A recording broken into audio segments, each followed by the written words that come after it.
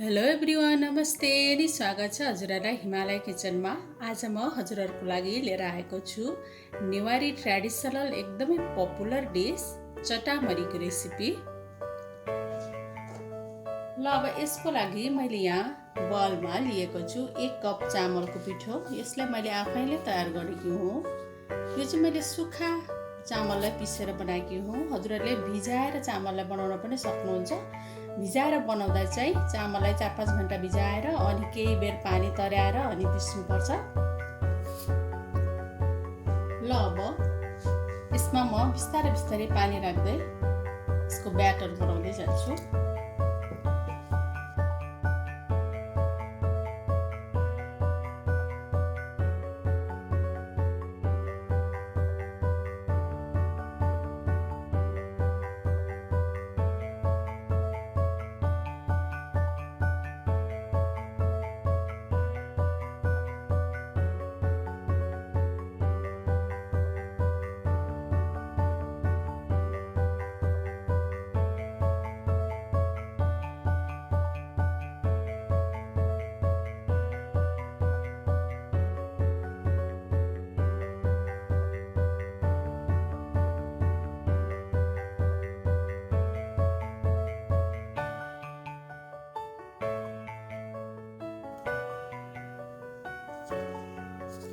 ल अब हाम्रो चटामरीको लागि ब्याटर तयारी भएको छ। यो एकदमै बाक्लो पनि हुनुहुँदैन र धेरै पातलो पनि हुनुहुँदैन, यतिको यसरी सल्ल झर्ने खालको हुनुपर्छ।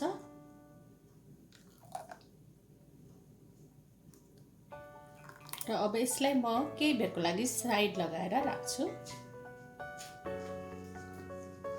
ल अब मैले यहाँ 100 ग्राम ग्राउन्ड चिकनलाई लिए र अब यसमा मैले राखेँ एउटा सानो प्याज मसिनो गरेर काटेको, त्यसै गरी केही हरियो धनियाँको पत्ताहरू, एउटा सानो टमाटरलाई बोइल गरेर यसको प्युरी बनाएर लिएको छु, त्यसलाई राखेँ। नुन राखेँ मैले आफ्नो स्वाद अनुसार।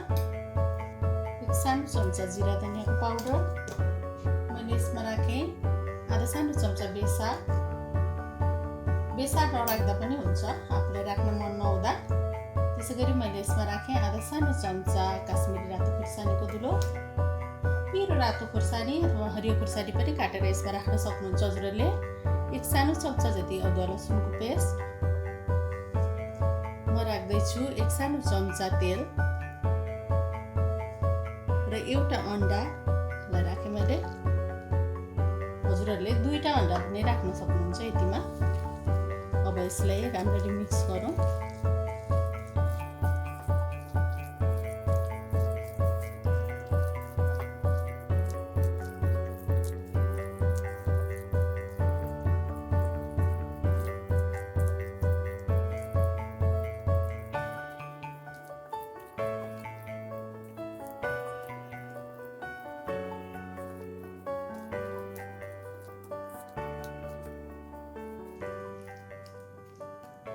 ल अब यति गरेपछि अब लागौँ चटामरी बनाउनतिर।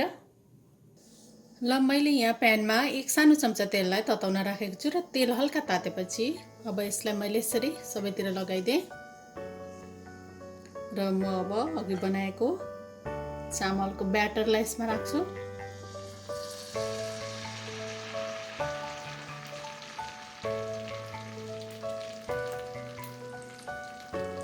यसरी बिस्तारै यसलाई फैलाइदिन्छु।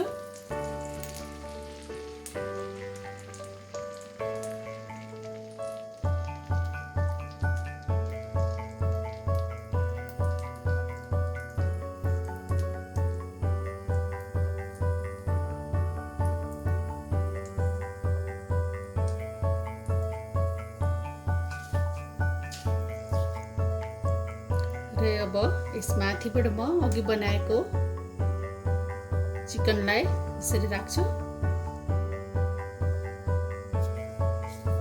यसरी राखेर यसलाई पनि सबैतिर यसरी फैलाइदिनु पर्छ।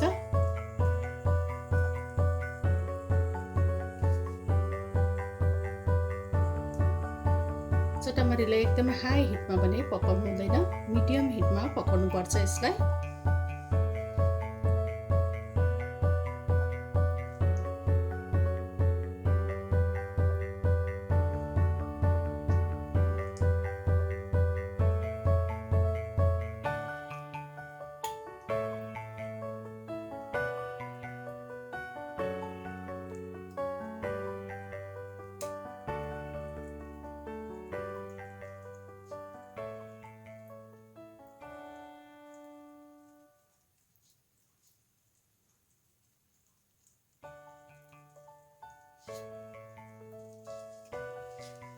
र अब अर्को एउटा अन्डालाई यसरी फुटाएर म यसको माथिबाट यसरी राख्दैछु।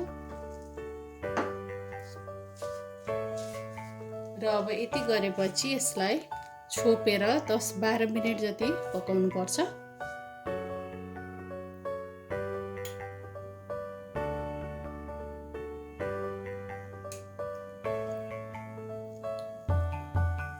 ल अब हाम्रो चटामरी पाकेर खानको लागि रेडी भएको छ। अब यसमाथि म यसरी राख्दैछु केही हरियो धनियाँको पत्ताहरू।